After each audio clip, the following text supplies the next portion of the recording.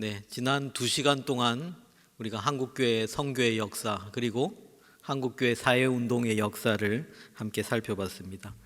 기독교가 대한민국의 역사에 있어서 얼마나 중요한 역할을 감당했고 또 민족의 등불과 같은 역할을 했다라는 것을 우리가 잘 알 수 있는 시간이었습니다. 그런데 오늘 얘기할 내용은 이런 긍정적인 것들이 아니라 한국 기독교에 있어서 어떻게 보면 가장 부끄러운 일들, 가장 부끄러운 역사들을 좀 살펴보고자 합니다. 이 땅에 복음이 전해진 지 굉장히 길지 않은 시간이 흘렀다는 것은 여러분들이 잘 알고 계실 겁니다. 겨우 선교가 시작된 지 약 130여 년이 지났는데 우리나라에 이렇게 큰 대형 교회들이 많이 생기고 또 많은 그리스도인들이 있다라는 것은 아마 서양인들이나 선교사를 파송한 나라의 입장에서 봤을 때는 굉장히 놀라운 일일 것입니다. 교회가 정말 짧은 시간에 놀랍게 성장을 했고 또 정말 열정적인 그리스도인들이 많이 세워졌다라는 것은 참 자랑스러운 일들입니다. 그런데 지금은 조금 상황이 달라졌습니다. 가장 큰 징후는 그리스도인들의 숫자가 이제 감소하기 시작했다는 것입니다. 아마 앞으로 있을 코로나 이후의 시대에는 아마 이것보다 훨씬 더 심해지겠죠. 아마 지금 그리스도인들이 줄어드는 것은 코로나 시대 이후에 비하면 사실 세 발의 피라고 할 수 있을 것입니다. 불과 한 세대 전에 우리 어머니 아버지 세대 때만 해도 기독교는 사실 젊은이들의 종교였습니다. 그런데 지금 어떻습니까? 저희 교회는 그나마 좀 젊은 편인데요. 어떤 교회들 가보면은 앞에 딱 섰을 때 흰머리밖에 안 보인다고 할 정도로 정말 노령화가 됐습니다. 과거에는 기독교가 사회 참여와 사회 개혁, 변혁의 주도적인 역할을 감당했는데 이제는 교회 하면은 느껴지는 이미지가 보수, 기득권 이런 것들이 상징이 되고 말았습니다. 도대체 한국교회가 왜 이렇게 변해버리고 무엇이 한국교회를 이렇게 만들어버렸을까를 우리가 한번 생각해 보아야 합니다. 왜 교회가 세상 사람들에게 이렇게 비난을 받아야 하고 세상 사람들이 이렇게 교회를 멸시하고 교회에 대해서 핍박하는 이유가 무엇일까? 오늘 가장 본질적인 문제를 좀 얘기해 보고자 합니다. 오늘날 교회는 참 이 땅에 많아졌지만은 그 많은 교회 가운데 정말 많은 교단이 생겼다는 것을 여러분 알고 계실 겁니다. 이 역사들을 통해서 한국교회가 과연 무엇을 해결해야 되고 본질이 아닌 것들로 갈라진 한국교회가 하나님 앞에서 정말 회개해야 될 것들 이런 것들을 좀 생각해보는 시간이 되었으면 좋겠습니다. 네비우스 선교 정책에 대한 얘기를 좀 하면서 시작을 하려고 합니다. 이 선교 정책은 어떤 내용이냐면은 한국에 처음 선교를 하기 위해서 들어온 선교사들이 정말 선교에 대해서 너무나도 무지했고 이 사람들이 너무나도 젊은 사람이었다는 겁니다. 언더우드 아펜젤러가 우리나라에 들어올 때 나이가 많았을 것 같지만은 그분들이 언더우드가 27살, 아펜젤러가 26살에 한국에 들어왔습니다. 우리로 보자면 이제 막 신학교를 졸업하고 목사 안수를 갓 받은 정말 젊은 선교사들, 생소한 선교지에서 무엇을 어떻게 시작해야 할지를 모르는 이 사람들이 들어와서 뭐부터 시작해야 되는가 하는 벽에 부딪힌 겁니다. 그래서 언더우드가 본국의 미 북장로교회 선교본부에 이런 제안을 했습니다. 아주 노련한 선교사가 오셔서 우리를 위해서 이 선교 정책에 대해서 강의를 좀 해주셨으면 좋겠습니다라는 요청을 하게 되어서 1890년에 미국에서 네비우스라고 하는 선교사가 와서 2주간 선교사들을 모아놓고 선교 전략과 또 방법론을 강의를 하게 됐습니다. 내용은 복잡하지 않습니다. 10가지 정도로 정리를 할 수가 있는데요. 첫 번째는 선교사들이 교회 안에 있지 않고 순회 전도를 통해서 돌아다니면서 전도한다라는 것이었습니다. 그리고 두 번째는 모든 사역의 중심은 성경이어야 한다. 세 번째는 자립 전도. 각자가 복음을 전하는 복음의 선생이어야 한다는 것입니다. 그리고 자립 정치입니다. 한국인들에 의해서 이 교회가 일어서야 한다는 것. 선교사들에 의해서가 아니라 지도자들과 봉급을 받는 조사들, 오늘날로 따지자면 전도사겠죠. 이런 사람들이 지도자들로 세워져야 한다는 것입니다. 그 다섯 번째는 자립보급. 신자들 자신의 힘으로 예배당을 건축하고 그리고 그 교회의 사역자들의 봉급을 책임진다라는 것입니다. 여섯 번째는 이 성경에 대한 것입니다. 조직적인 성경 공부를 해야 되고 지도자들과 조사들은 성경반에서 반드시 공부해야 한다라는 것입니다. 일곱 번째는 성경에 규정한 대로 엄중한 훈련을 하고 치리를 해야 된다. 한국 교회는 원래 굉장히 치리에 엄격한 교회였습니다. 여덟 번째로 다른 단체들과 긴밀하게 협조를 하고 연합하고 지역을 분할해서 일한다. 아홉 번째는 교인들의 법정 문제 소송에 관여하지 않는다. 열 번째, 자립을 돕기 위해서 서로 협력한다. 여기서 협력이란 단어가 여러 번 나오죠. 이 네비우스 선교 정책을 가리켜서 흔히 삼자 정책이다 이렇게 부릅니다. 이 삼자는 무엇이냐면은 자치, 자립, 자전, 스스로 한다라는 거죠. 교회들이 선교사들이 힘을 빌어서 하는 것이 아니라 스스로 한국 교회가 일어서야 한다라는 그러한 정책이었습니다. 그리고 특별히 여덟 번째 정책인 지역을 분할해서 일한다라는 그 정책을 한국 교회가 그대로 받아들이고 선교사들도 이것을 수용을 하게 되는데요. 1893년에 남북 장로교회가 연합공의회를 만듭니다.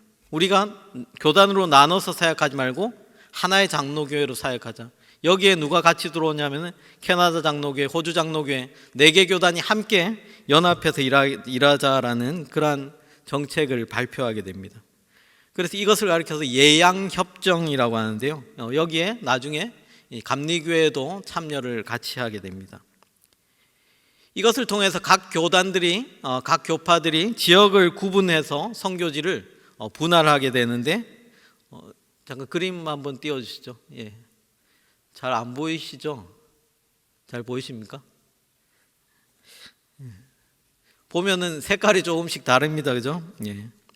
북장로 교회가 담당한 지역이 평안도, 황해도, 경기도, 경상북도를 북장로 교회가, 남장로 교회는 전라도와 충청도를, 캐나다 장로 교회는 함경도 지역, 호주 장로 교회는 부산과 경남 지역을 담당해서 선교를 하고, 나중에 감리교회도 여기 함께 참여해서 북감리교회가 충청도 지역 그리고 남감리교회가 강원도 지역을 담당을 하게 됩니다.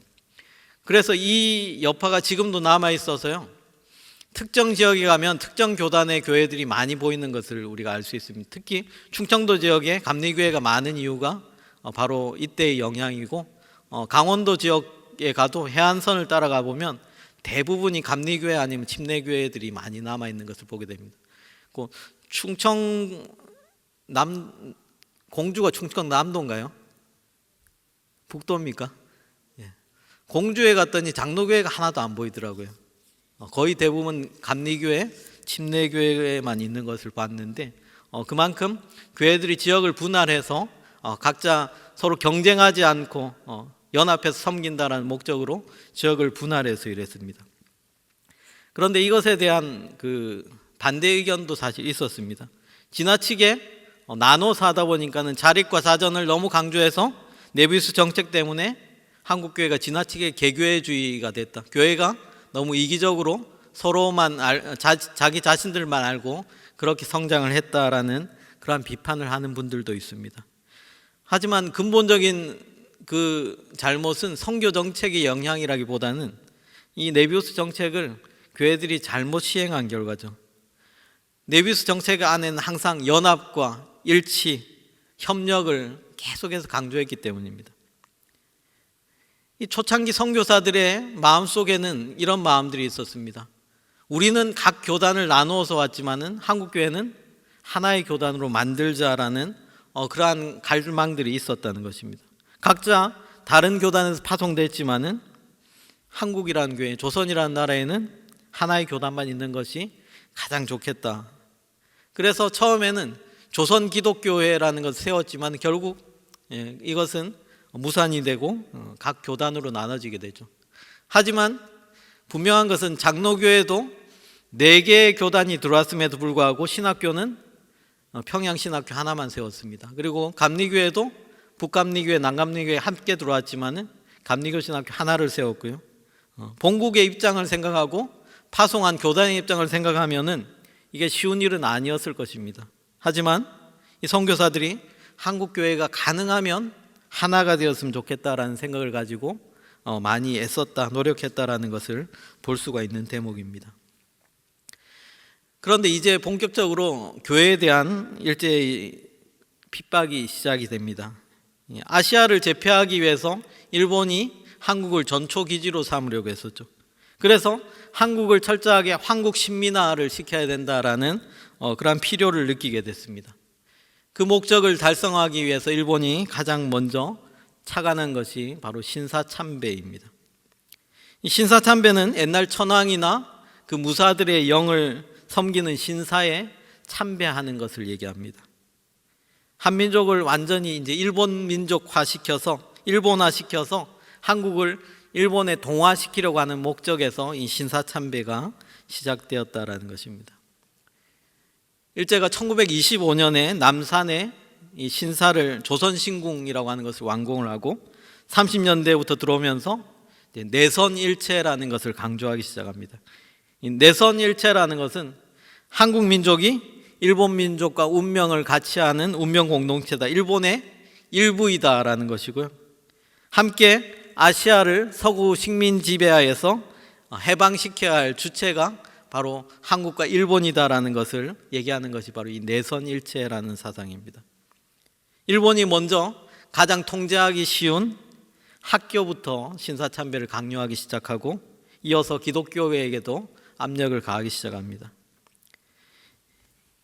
일제는 교묘하게 이제 신사참배라는 것이 반드시 기독교와 충돌할 것을 알았습니다. 그래서 이것이 종교적인 의식이 아니다, 이것은 국가에 대한 의식이다라는 것을 강조합니다. 마치 우리가 국기에 대한 경례를 하듯이 신사참배도 똑같은 것이다라는 주장을 하죠.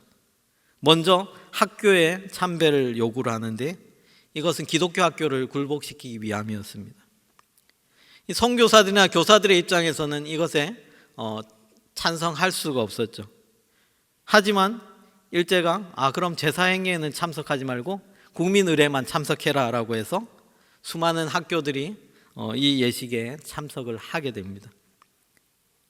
당시에 숭실학교 교장이었던 맥쿰이라는 선교사와 숭이여중 교장인 스누쿠 선교사가 이 신사참배를 반대하다가 미국으로 추방당하게 되죠. 그리고 다른 사람이 교당 자리에 앉았지만은 누구라도 신앙이 있는 사람이라면 이 신사참배가 잘못됐다라는 것을 알았기 때문에 거절하게 되고 결국 이 학교들이 다 폐교가 되고 말았습니다. 이 심각성을 이제 선교사들이 받아들이기 시작했습니다. 그래서 이 신사 문제를 해결해야 되겠다라는 판단을 가지고 홀드크라프트라고 하는 선교사에게 이 신사 문제를 신학적으로 좀 연구해 오도록 지시를 했습니다. 그런데 이 사람이 1937년에 보고서를 통해서 어떻게 보고를 했냐면 신사에는 종교적인 요소가 분명히 혼재되어 있기 때문에 신사참배는 신앙적으로 불가하다라는 그러한 결론을 내렸습니다. 신사참배는 신앙적으로 해서는 안 된다라는 거죠. 그래서 북장로교회도 이 신사참배를 금하게 되고 남장로교회도 이 신사참배의 문제에 대해서 더 강경하게 대응을 했습니다. 아예 일제가 문 닫기 전에 스스로 학교를 폐교해버리고 학생들을 다 집으로 돌려보내버립니다. 그런데 안타깝게도 이 신사참배를 허용한 교단들 그리고 허용한 종교들이 생겨났습니다. 가장 먼저 신사참배를 허락한 곳은 안타깝게도 로마 가톨릭이었습니다. 분명히 가톨릭이 1918년에 이런 보고서를 발표했습니다. 신사는 종교이다라고 명시를 했습니다. 그런데 이 당시에 일본과 독일과 이탈리아가 어떤 관계였습니까? 2차 대전의 주범 동맹국이었습니다. 이 3국이 동맹을 맺은 이후에 교황의 입장이 바뀌게 됩니다. 신사는 종교가 아니라 애국적인 행사이기 때문에 허용한다라고 입장을 완전히 바꿔버립니다. 그래서 36년에 이 신사참배를 이제 가톨릭부터 시작해서 안식길교 그리고 성결교회, 구세군, 성공회, 감리교회까지 이 신사참배 허용을 결정해버리게 됩니다. 이제 남은 교회는 뭐가 남았겠습니까? 마지막으로 장로교회가 남아 있습니다. 이 장로교회를 공략하기 위해서 일제가 먼저 각 지역에 있는 노회에 압박을 가하기 시작합니다. 1938년 2월에 전국에서 당시 가장 교세가 컸던 노회가 평북노회입니다. 평북노회는 그때 노회장에 당선된 사람이 바로 친일, 그러니까는 그 일본 헌병 보조원 출신, 말하자면 친일 앞잡이죠. 앞잡이 출신인 김일선이라는 목사가 노회장으로 선출되면서 가장 먼저 장로교 가운데 신사참배를 하기로 결정을 하고, 그 이후 9월까지 장로교회 23개 노회 가운데 17개 노회가 신사참배를 허용하고 말았습니다. 이제 노회들이 다 굴복되었기 때문에 총회만 통과하면은 한국교회는 완전히 신사참배를 허용해버리게 되는 셈이었습니다. 그래서 일제가 총회가 개최되기 전에 신사참배를 반대하던 인사들을 모조리 잡아서 감옥에 쳐넣게 되는데, 그 대표적인 인물이 주기철 목사님 같은 분입니다. 1938년 9월에 조선예수교 장로회 제27회 총회에서 총회장에 당선된 홍택기 목사가 불법으로 신사참배를 가결을 해버립니다. 당시에 어떤 식으로 통과를 시켰냐면은, 그 노회에 열리는 그 장소에 예배당 안에 사복경찰들이 총을 차고 목사들, 장로들 사이에 틈틈이 앉아 있었습니다. 총회장이 신사참배 결의에 대해서 가하십니까 묻자 몇몇 사람만 네라고 대답을 하고 대답을 하지 않는 겁니다.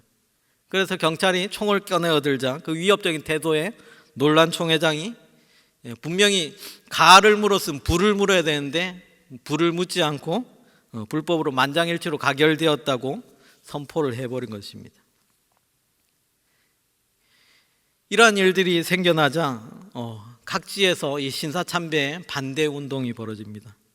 가장 먼저 이 평북노회장에 의해서 신사참배가 가결됐다라는 소식을 들은 평양 장로회 신학교 학생 가운데 그 평북노회 소속 학생이 그 노회장 김일선이 신학교 입학 기념으로 심어놓은 그 나무를 도끼로 찍어버립니다. 노회 단위로 신학생들이 들고 일어나고 또 학교의 교수들이 그 반대 운동을 벌일 기미가 보이자 평양 경찰서에 출동해서 이 학생들을 다 체포하고 교수들을 입건해 버립니다. 이로 인해서 장로회 신학교가 문을 닫게 되고 이제 휴교를 선언할 수밖에 없는 그러한 상황이 됐습니다. 주기철 목사님 같은 분이 신사참배 반대 투쟁의 가장 대표적인 인물이죠. 순교자에게 이런 말 하는 것이 적당할지 모르겠지만 한국교회 순교 역사의 가운데 가장 빛나는 분 가운데 한 분입니다. 주기철 목사님은 당시 평양 노회장으로 있었습니다. 자신이 노회장으로 있을 때 23개 노회 가운데 가장 먼저 신사참배 반대 결의안을 채택한 노회가 평양 노회입니다. 저희 노회가 사실 지금 평남노회지만 평양 노회였거든요. 그런데 이 일 때문에 일본 경찰들이 주기철 목사님을 구속했고 신사참배를 결의한 다음에야 이분을 다시 석방시킵니다. 하지만 돌아온 이분의 생각이 바뀔 리가 없죠. 계속해서 신사참배 반대의 설교를 하게 되고 결국 다시 일제에 의해서 검거되고 설교권 박탈, 그리고 목사직을 사임하도록 계속해서 협박을 받게 됩니다. 그러나 이에 굴복하지 않는 목사님에게 결국 다음 노회장이 된 평양 노회장이 찾아와서 주기철 목사님에게 사표를 강요합니다. 목사직을 스스로 사직하도록 그렇게 강요를 합니다. 계속 거절하는 목사님에게 평양 노회가 어떤 결정을 내리냐면, 주 목사는 총회의 신사참배 결의와 총회장의 경고를 무시하였다라는 이유로 노회 목사직을 제명시켜 버립니다. 이 제명이 언제 풀린 줄 아세요? 2003년인가 돼서 풀렸습니다. 결국 주기철 목사님은 계속해서 옥살이 하다가 1944년 4월에 면회를 온 사모님과 마지막 면담을 나누고 유언을 네 마디를 남기죠. 어머님을 내 대신 잘 모셔주시오. 그리고 나는 하나님 앞에 가서 이 조선교회를 위해서 기도하겠소. 내가 죽으면은 고향 진해 웅천에 묻지 말고 평양 돌박산에 묻어주시오. 그리고 마지막으로 돌아서면서 참 마음 아픈 말을 남겼다고 그러죠. 여보, 나 따뜻한 숭늉 한 그릇만 먹고 싶은데 라고 한 것이 마지막 남긴 말이었다고 하죠. 결국 해방을 한 해 앞두고 주기철 목사님 순교했습니다. 이 교회가 끝까지 신앙을 지켰어야 되는데 교회는 계속해서 그 변절을 일삼았습니다. 1942년 10월에 평양 서문박 교회에서 열렸던 장로회 31회 총회 회록을 보면은 한국 교회가 얼마나 큰 죄를 저질렀는지를 알 수가 있습니다. 총회로 모이기 한 달 전에 전국 장로교회가 국방 헌금을 합니다. 누구를 위한 국방 헌금입니까? 일제를 위한 국방 헌금을 했습니다. 비행기 한 대와 병기 2정을 사서 남산 신사에 가서 한국 교회가 헌납식을 했습니다. 예배 시간을 알리는, 하나님께 드리는 예배 시간을 알리는 종을, 예배당 종을 미국, 영국 제국의 제국주의 박멸의 탄환으로 써야 한다라고 망언을 서슴지 않은 그런 기독교계 인사들도 있었습니다. 일제는 교회를 탄압하기 위해서, 제재를 가하기 위해서 찬송가도 편집하게 만들었습니다. 어떤 찬송은 아예 못 부르게 하고, 어떤 찬송은 몇 절을 못 부르게 하는 식으로 먹으로 지워버리겠습니다. 또 사도신경 가운데에서 전능하사 천지를 만드신 하나님 아버지를 내가 믿사오며라는 이 구절이 그 일본의 전통 종교 신도의 창조설화에 입어야 된다고 해서 사도신경 자체도 아예 못하게 했다고 합니다. 예배 5분 전에는 천황의 사진이나 천황이 있는 동쪽을 향해서 요배를 하게 만들고, 출정 장병의 문 장고를 위해서 기원하고 황국 신민 서사를 낭독한 후에 예배를 시작하게 할 만큼 지독하게 교회를 핍박하게 됩니다. 이 친일의 역사, 신사참배의 역사가 결국 한국 교회를 갈갈이 찢어지게 하는 가장 큰 단서를 제공했다라고 할 수가 있습니다. 1938년 장로회 제27차 총회에서 신사참배안을 불법으로 통과시키면서 이제 장로회 신학교는 완전히 무기한 휴교에 들어갔다라고 말씀을 드렸는데요. 신학교가 문을 닫았는데 어쨌든 교역자는 필요하고 교역자 양성을 포기할 수가 없어서 다시 신학교를 시작할 방안을 모색했습니다. 이 신학교가 1940년에 조선신학교라고 하는 이름으로 승동교회에서 신학교를 다시 시작하게 되고, 그 교수로 김재준 목사가 취임을 하게 됩니다. 문제는 이 김재준 목사가 자유주의 신학을 공부한, 그대로 수용한 신학자라는 것입니다. 이 얘기는 조금 이따가 다시 얘기를 하겠습니다. 여러분, 우리가 지금 속해 있는 교단의 명칭을 정확하게 알고 계십니까? 대한예수교 장로회 통합 측입니다. 많은 분들이 대한예수교 장로회면 다 똑같은 거 아닐까요? 라고 생각하는 경우가 많이 있습니다. 그런데 대한예수교 장로회라고 다 똑같은 교단이 아니라는 거죠.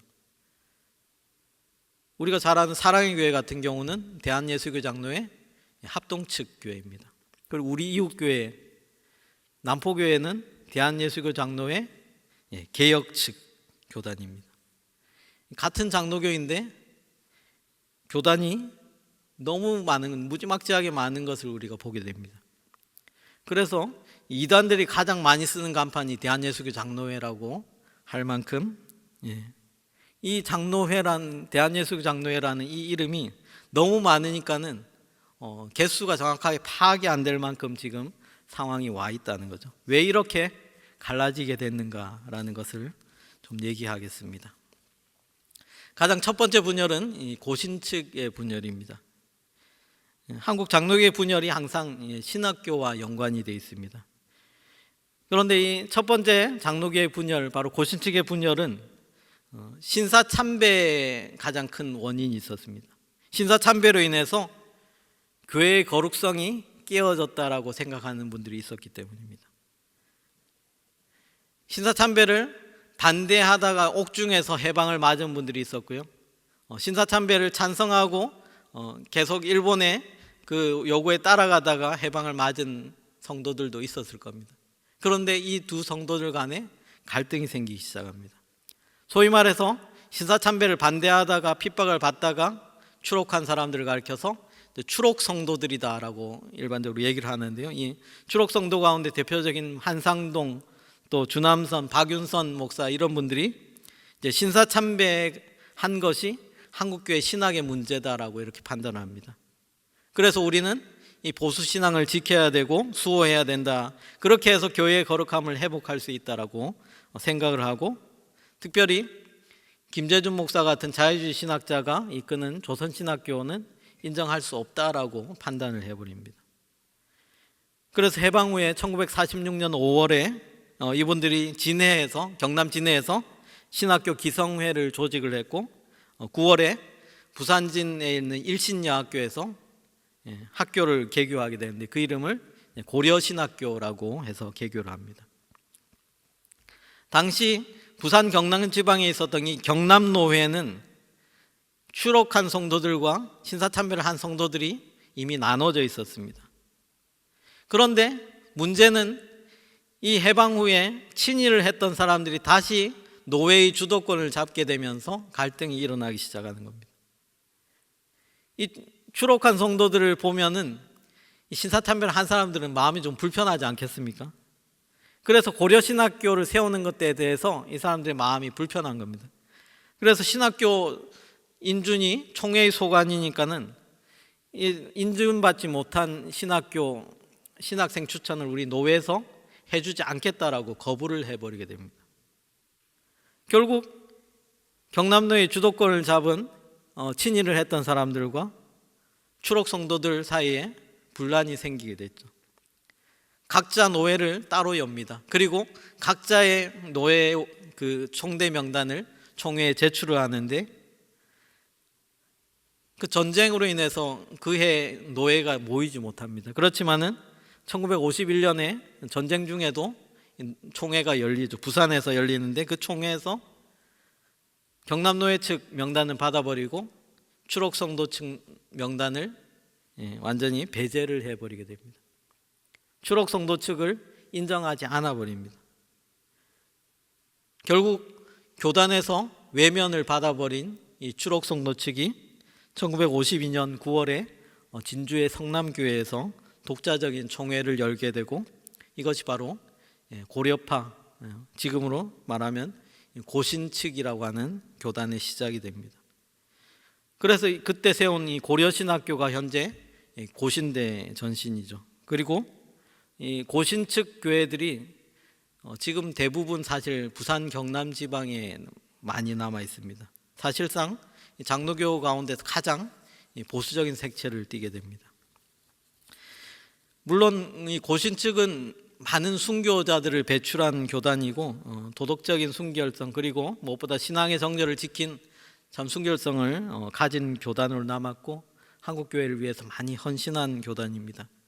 하지만 이들의 지나친 도덕성이나 지나친 율법주의가 결국 발목을 잡고 독이 되어버리고 말았습니다. 시대를 지나면서 변화의 물결을 따르지 못하고 자꾸 독선적이고 배타적으로 가다 보니까는 자꾸 한국교회 주류에서 멀어지는 결과를 가져왔습니다. 제가 원래 고향이 부산이거든요. 그래서 주변에 고신측 교회들이 참 많이 있었는데 저희 어릴 때 옆 교회 아이들이 저희가 주일날 그 가게 가서 뭐 과자 같은 거 사 먹는 거 보고 굉장히 욕을 하더라고요. 예수 믿는다는 것들이 주일날 안식일을 범해 막 그러면서 굉장히 정죄하는 그런 그때 기억이 남아 있습니다. 그만큼 지금도 그렇게까지 하는지 모르겠습니다만은 굉장히 율법주의적인 교단이 되어버리고만 문제는 분명히 있습니다. 장로교의 두 번째 분열은 이제 기장 측의 분열로 시작됩니다. 기장 측은 조선신학교와 관련이 있습니다. 조선신학교에 다니던 신학생들이 당시 교수인 김재준 목사가 자유주의 신학을 가르친다라고 총회에 진정서를 제출하면서 문제가 시작됩니다. 이 신학생들이 원래 평양에서 장로의 신학교를 다니다가 학교가 문을 닫게 돼 어쩔 수 없이 조선신학교에 와서 공부를 하고 있었는데 김재준 목사가 가르치는 진보적인 신학을 도저히 받아들일 수가 없었던 것입니다. 당시 보수신학의 거두라고 할 수 있는 사람은 박형영 목사였습니다. 그런데 이 조선신학교에 대항해서 정통의 신학교를 세워야 한다라는 많은 교계의 요청에 따라서 1948년에 남산에서 결국 이 박형영 목사가 장로의 신학교라고 하는 이름으로 신학교를 다시 개교를 하게 됩니다. 그러자 고신으로 갔던 학생들이 그리로 몰려오고 과거에 평양신학교를 다니던 학생들이 거기로 몰려가기 시작했습니다. 이 보수적인 신학생들이나 보수적인 신학자들이 지적했던 것이 바로 김재준 목사의 성경 해석에 대한 부분이었습니다. 당시 보수적인 신학은 성경에 대해서 축자영감설이라는 것을 주장을 했습니다. 축자영감설이 쉽게 말하면 어떤 내용이냐면요, 성경의 글자와 구절 하나하나가 다 하나님의 영감에 따라서 쓰여졌다라는 그러한 학설입니다. 그러니까 다른 말로 기계적 영감설이다 이렇게 얘기하는데요, 하나님이 귀에다 불러주는 대로 이제 기계적으로 받아만 썼다라는 것이 이제 이 관점이죠. 그런데 문제는 이 관점으로 성경을 바라보면 성경에 너무 오류가 많은 겁니다. 왜 그렇습니까? 성경 안에 쓰여 있는 각 연대의 문제들, 분명히 열왕기에는 이런 말을 썼는데 역대기에는 다른 말을 썼다는 거죠. 마태는 이렇게 말했는데 마가는 또 다른 말을 했다는 거죠. 하나님이 불러주시는 대로 써졌는데 왜 성경에 오류가 생기느냐라는 것입니다. 그래서 이런 문제들 때문에 19세기 이후에 자유주의 신학이 출현하면서 성경을 해석할 때 일반 학문에 쓰는 학문의 그 해석 방법을 그대로 적용을 해오게 됩니다. 역사학이라든지 문학이라든지 또 철학적 해석 방법이 성서에도 그대로 적용이 되면서 이제 성서를 조금 다양한 의미로 해석을 해버리게 되는 거죠. 바로 이런 해석학을 김재준 목사가 학생들한테 가르치면서 이 반발이 생겨나게 된 것입니다. 그런데 오늘날은요, 아무리 보수적인 신학교도 이 축자영감설을 가르치는 학교는 하나도 없습니다. 그런데 당시에는 이것이 보수에서는 마치 진리처럼 받아들이면서 그 외의 해석은 모두 다 이단이다라고 그렇게 생각해 버린 거죠. 여러분들은 성경 읽으면서 이 하나님의 말씀을 어떻게 받아들이십니까? 하나님이 불러주는 대로 인간이 받아만 썼다라고 생각하세요, 여러분도? 오늘날은 축자영감설을 얘기하지 않고 대부분의 교단들은 유기적 영감설을 얘기합니다. 성경 기자의 인간적인 재능이나 언어적 특징을 파괴하지 않으면서 하나님의 영감으로 성경이 기록됐다라고 보는 것이 유기적 영감설입니다. 하나님의 뜻과 사람의 손이 만나서 이 성경이 쓰여졌다는 거죠. 바울이 쓴 책은 바울의 식견과 바울의 문체가 그대로 남아있지만은 그 성경 기자의 그 특징을 사용하면서 인정하면서도 하나님이 그들에게 계시한 것을 그 성경 기자의 손을 통해서 쓰셨다라는 것이 바로 우리가 성경을 바라보는 견해입니다. 우리는 가끔 이 성경이 뭔가 하나님의 말씀이 오류가 있는 것 아닌가 성경을 읽으면서 그런 질문을 던질 때가 있습니다. 성경에 나타나는 사소한 표현들 때문에 숫자라든지 연대라든지 사복음서의 통일성이라든지 이런 것들이 맞지 않을 때 왜 이런 상황들이 왜 이런 현상들이 생겼을까를 고민을 하게 된다는 겁니다. 그런데 우리는 이런 것들을 가지고 성경에 오류가 있다라고 얘기하지는 않습니다. 왜냐하면 성경이 정말 몇천 년의 기간에 걸쳐서 그 전승 단계를 계속 거치면서 만들어졌고 성경 원문이 필사되는 과정에서 건너뛰거나 잘못 쓰거나 사소한 문제들이 분명히 생길 수 있었다는 겁니다. 여러분 성경의 원문을 보신 분 있으십니까? 우리의 성경의 원본은 아무도 본 적이 없습니다. 우리가 본 것은 다 사본들을 해석한 것입니다.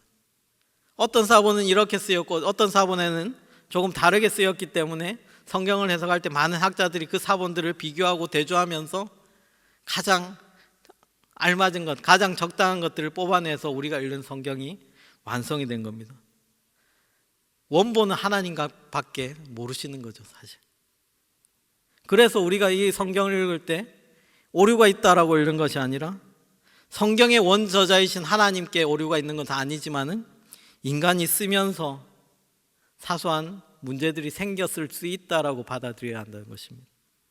그래서 성경을 읽을 때도 그 문자 그대로 어떤 글자나 표현에 우리가 갇혀서 성경을 보게 되면은 이 성경을 바르게 해석할 수 없다는 것입니다. 그 표현이 어떤 의미를 전달하는가를 생각해보고 읽으라는 것이죠. 너무 말이 옆으로 많이 빠졌는데요. 이 신사참배로 평양신학교가 어쨌든 이렇게 문을 닫으면서 조선신학교라는 것이 사실상 이제 유일한 총회지경 신학교로 남게 됐습니다. 그런데 이 조선신학교를 싫어한 많은 노예들이 장로의 신학교, 그러니까 박형룡 목사가 세운 이 신학교를 총회지경으로 만들자라고 헌의를 하게 됩니다. 그래서 이 총회지경으로 두 개의 신학교가 생기죠. 조선신학교와 장로의 신학교라는 두 개의 학교가 생기고 이 두 학교 사이에도 이제 갈등이 일어나게 됩니다. 결국 총회는 결단을 내려야 했습니다. 이 총회지경 신학교 둘 다 취소한다. 그리고 새로운 총회지경 신학교를 세운다라고 결의를 하게 되는데 전쟁 중에 하다 보니 서울에 세우지 못하고 1951년 9월에 대구에 총회신학교라는 이름으로 새롭게 이제 총회신학교가 시작이 됐습니다. 그런데 조선신학교 입장에서는 이걸 받아들일 수 없는 거죠. 우리를 해체시키려는 음모구나라고 판단한 것입니다. 그리고 무엇보다 그 다음 해 총회 때 이 총회에서 경기노회에 김재준 목사를 파면하도록 그런 결의가 내려왔습니다. 근데 이건 사실 월권이거든요. 목사의 파면은 오직 노회만이 결정할 수 있는데 총회가 노회의 권한을 월권에서 파면시키라고 이렇게 결의를 한 것입니다. 노회가 거부를 하자 다음 해 총회에서 김재준 목사를 목사직에서 파면하고 조선신학교 졸업생들에게는 이제 목사 자격을 주지 않겠다라고 선언을 해버리게 됩니다. 결국 이 조선신학교 출신들 그리고 이들을 지지하는 사람들 목사 26명, 장로 26명이 총회에서 이탈해서 새로운 총회를 조직합니다. 바로 1954년에 분립한 총회의 이름을 한국기독교장로회라는 이름으로 세우게 되고 이것이 오늘날 우리가 말하는 기장 측 한국기독교장로회 바로 오늘날의 한신대죠. 한국신학대학이 되는 것입니다. 기장측 교회들이 오늘날도 굉장히 진보적인 신학을 가지고 있고 활발하게 사회 참여를 하고 있습니다. 하지만 또 반대하는 입장에서는 지나치다 또 사회 참여에 지나치게 열정을 쏟다 보니까는 교회 본질에서 벗어난다라는 평가를 받기도 합니다. 대표적인 교회들 향린교회 또 경동교회 또 분당 한신교회 같은 교회들이 기장 측의 대표적인 교회들입니다. 이제 마지막으로 교회 역사상 가장 큰 분열이라고 할 수 있는 통합과 합동의 분열입니다. 이 통합과 합동의 분열은 크게는 세계교회 협의회 월드 처치 카운실이라고 하죠. WCC와 관련이 있습니다. 이 WCC에 가입하느냐 마느냐의 그 의견 때문에 교회가 큰 분열을 겪게 됩니다. 이 WCC의 사실 출범 때는 이런 정신을 가지고 출발했습니다. 당시에 1차 세계대전을 겪으면서 기독교인들 안에서 어떤 싹튼 인류의 정신들 그리고 교회가 그 인류의 문제들에 함께 힘을 합쳐서 대응하고 고민을 해결해 보자라고 하는 그 목적으로 시작됐죠. 잘못된 정권에 대한 저항이라든지 고통받는 약자에 우리가 도움을 주자, 인종차별을 반대하고 여성의 인권을 세우고 또 자연환경을 함께 보존하자라는 그런 차원에서 이제 교회가 함께 힘을 모으자라는 그러한 의미로 시작한 것입니다. 그런데 이것에 반대하는 입장도 있었습니다. WCC는 인본주의적 신학이다. 인간의 힘으로 하려고 하는 하나님을 거스르는 행동이다라고 생각했습니다. 그리고 무엇보다 사람들이 오해한 것이 WCC가 주장하는 교회 일치 운동이 여기에 가입하면 모든 교회를 하나로 다 통합해 버릴 것이 아니냐라는 생각입니다.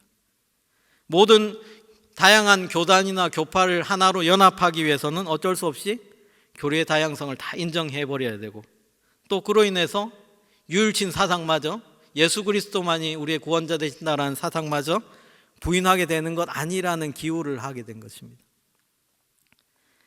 그래서 1948년 암스테르담에서 이 세계교회 협의회 이제 창립 총회가 열리는데요. 그때 장로교 대표와 감리교 대표가 함께 참석을 합니다. 기장 측은 이 WCC에 당연히 적극적으로 가입을 하게 되고, 가장 보수라 할 수 있는 고신 측은 거부를 하죠. 그런데 이제는 주류 장로교회가 여기 WCC에 참여할 것인가 말 것인가가 문제가 되어버렸습니다. 총회에서 이 WCC 참석과 찬성과 반대하는 측이 팽팽하게 맞서게 됩니다. 서로 총회의 주도권을 차지하려는 문제를 두고 이렇게 대립을 하게 된 것입니다. 1959년에 대전에서 열린 총회에서 사건이 터지고 맙니다. 이날 화두가 경기노회, 또 노회의 문제인데, 경기노회 총회를 총대를 받아들일 것이냐 말 것이냐로 문제가 시작이 됐습니다. 당시 경기노회란 노회는 가장 큰 노회였습니다. 가장 많은 총대 회원을 가지고 있는 노회가 경기노회였습니다. 그런데 이 총대를 선출하는 과정에서 부정선거 의혹이 일어나게 됩니다. 경기노회에서 총대를 뽑았는데 다득표 한 사람이 총대가 되지 않고 표를 적게 받은 사람이 총대가 된 그러한 상황이 생겨서 이 투표 무효다라고 결정을 하고 임시노회를 열어서 새롭게 총대를 뽑게 됐습니다. 이 과정에서 이제 정기노회가 정통이라고 주장하는 사람, 아니다 임시노회가 제대로 된 투표라고 주장하는 사람이 파가 갈려지게 되는 거죠. 사실 WCC 참석을 반대했던 사람들이 정기노회 임원 총대로 선출된 사람들이었고, WCC를 찬성했던 사람들이 임시노회에서 총대로 선출된 사람들이었습니다. 그래서 서로 우리 명단이 진짜다라고 총회 헌의를 하는데 이 큰 싸움이 일어났죠. 결국 해결이 안 되니까 투표로 결정합시다라고 결론이 났습니다. 그 결과는 124대 119로 임시노회 측이 이겼습니다. 겨우 5표 차이로 승리한 그만큼 서로 간에 팽팽했다라는 것입니다.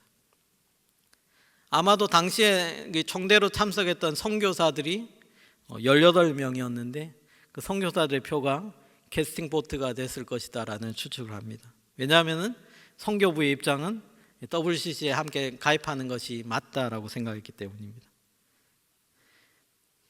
하지만 이 반대하는 측에서는 이것을 받아들이지 못했습니다. 그래서 결국 총회가 속개가 안 되고 파행이 되고 말았습니다. 나눠진 이 두 파가 찬성 측은 연동교회로 몰려가서 거기서 총회를 속개하고, 반대하는 측은 승동교회로 가서 총회를 속개를 하게 됩니다. 그래서 찬성 측을 지금 흔히 말하는 연동 측이라고 하고, 반대 측을 승동파, 승동 측이라고 했습니다. 장로교 총회가 이렇게 두 개로 완전히 쪼개지게 됐습니다. 지금 연동교회 우리 교단이죠.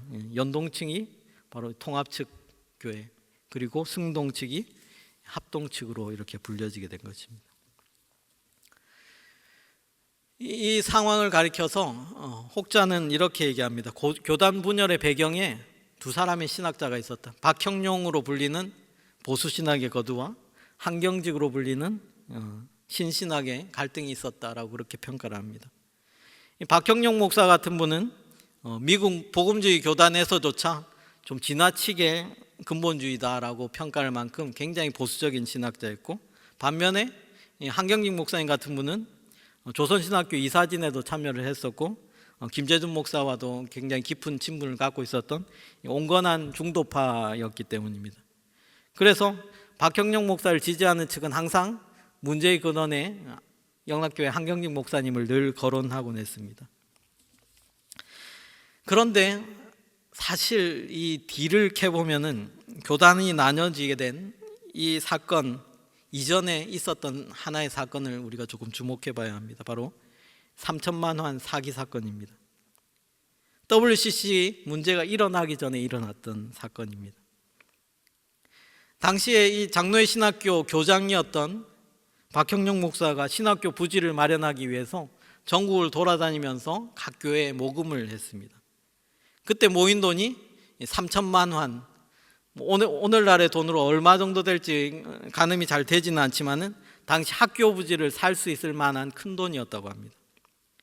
그런데 이 돈을 신학교에서 이사회 승인도 받지 않고 당시 그 신학교 부지를 마련해 주겠다고 하는 부동산 브로커에게 속아서 이 돈을 다 건네주고 사기를 당하게 되고 만 것입니다. 돈을 다 날려버린 겁니다. 어떻게 됐겠습니까?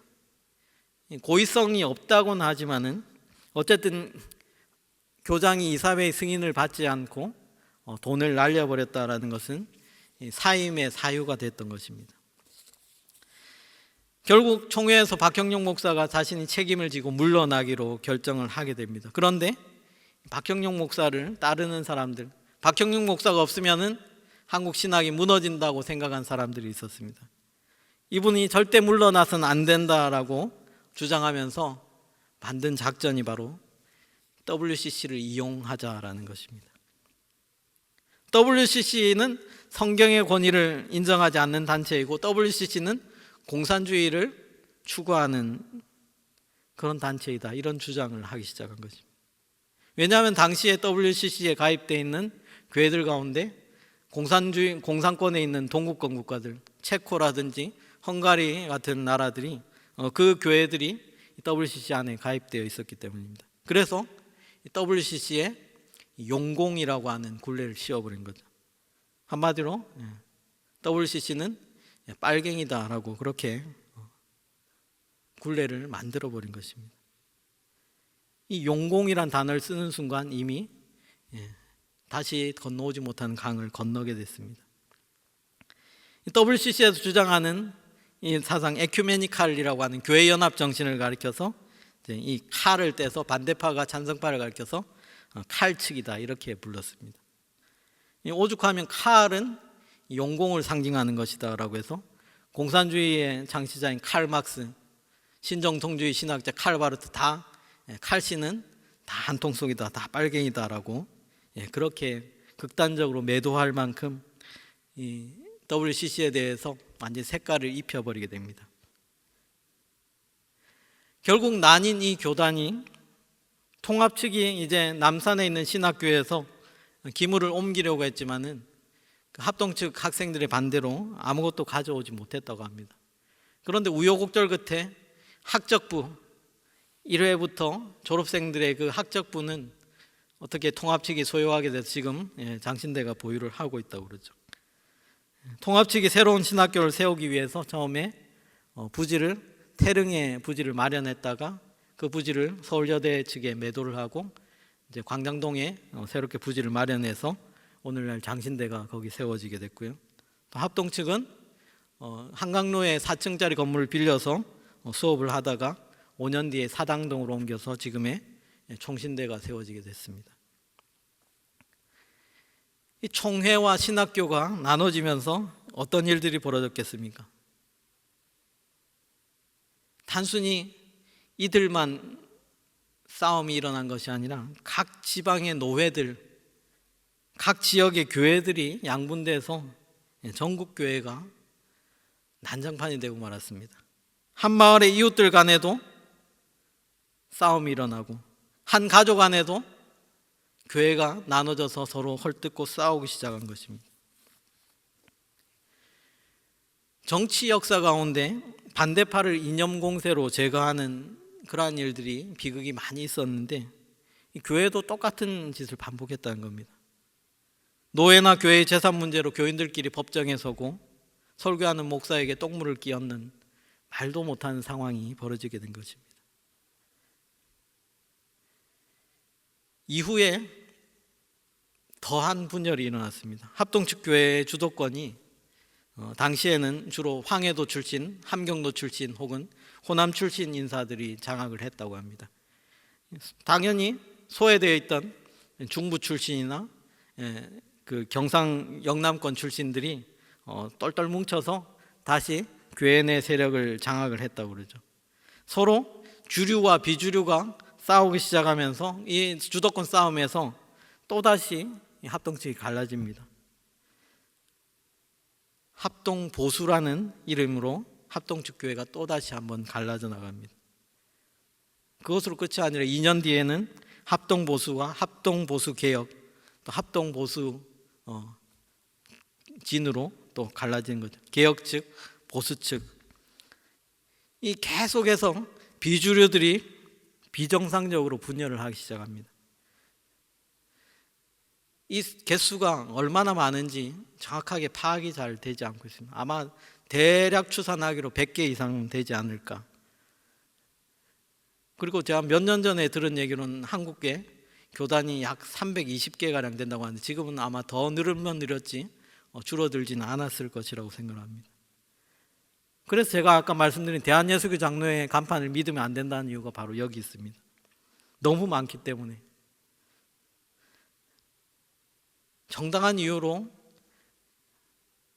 갈라질 수 있습니다. 그런데 철저하게 지방색 때문에 갈라지고 교권을 둘러싼 이권 다툼 때문에 갈라지고 한국교회가 얼마나 이 수치스러운 모습을 보였습니까? 저는 이 얘기를 할 때마다 참 목사로서 너무 부끄럽고 창피합니다. 신앙의 순결성을 지키기 위해서 갈라질 수 있습니다. 정당한 교리 때문에 내가 주장하는 정당한 어떤 주장 때문에 갈라질 수 있습니다. 그런데 이권 때문에, 다툼 때문에, 인간적인 갈등 때문에 교회가 쪼개진 경우가 훨씬 더 많았기 때문에 참 한 사람의 목회자로서 부끄럽고 한국교회에 속한 사람으로서 참 부끄럽습니다. 하나님 앞에서 우리가 섰을 때 이런 분열과 갈등을 조장한 한국교회의 지도자들에게 또 교역자들에게 목회자들과 또 그 안에 속한 성도들에게 하나님께서 어떻게 심판하시겠습니까? 이 성경을 살펴보면 참 은혜가 되는 말씀들도 많이 있지만은 반대로 이 성경 가운데 나타나는 많은 분열의 역사들, 갈등의 역사들이 속속 등장을 합니다. 이스라엘이 남북으로 갈려서 남유다와 북이스라엘로 갈라집니다.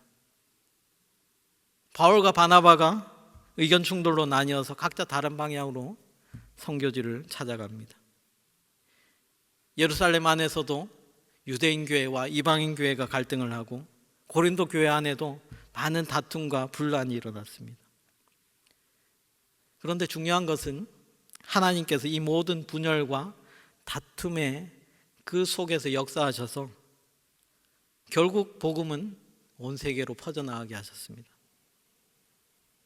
인간들의 죄악과 인간들의 다툼으로 교회가 실패하고 망하는 것 같았지만은 결국 하나님 합력해서 선을 이루셨습니다. 그래서 우리는 기도해야 합니다. 한국교회를 위해서 기도해야 하고 서로 반목하고 갈등하고 있는 이 한국교회의 다양한 교단들을 위해서도 기도해야 합니다. 우리가 생각이 조금 다를 수 있고 서로 추구하는 방향이 조금 맞지 않을 수 있습니다. 합동이 중요하고 통합이 중요한 것이 아니라 우리가 조금 다를 수 있어도 그리스도 안에서 한 형제와 자매이기 때문에 하나의 한국교회를 세워나가야 될 동력자이기 때문에 이 땅에 하나님 나라 세워가야 될 사명자이기 때문에 함께 손잡고 이 땅의 복음을 위해서 헌신해야 할 것입니다. 교회가 저지른 죄악들을 정말 사회에 덕이 되지 못한 그런 행동들, 서로에게 행했던 부끄러운 과거들이 분명히 있습니다. 나는 아니라고 생각하지만은 우리에게도 똑같은 그러한 회개해야 될 잘못들이 있습니다. 우리가 마음을 찢고 하나님 앞에 하나님께서 우리를 긍휼히 여겨주시기를 기도할 때 하나님은 이 갈등과 상처를 깨매셔서 오히려 교회를 통해서 다시금 영광 받으시고 선하고 복된 길로 인도하실 것입니다. 낮에는 작은 빛이 있어도 아무런 효과가 나지 않습니다. 그런데 캄캄한 밤이 되면은 어둠이 깊어질수록 작은 빛은 큰 역할을 합니다. 이 캄캄하고 어두운 시기에 우리가 힘을 모아 기도할 때 이 기도의 밝은 빛을 통해서 많은 사람들에게 이 빛이 비치게 될 것입니다.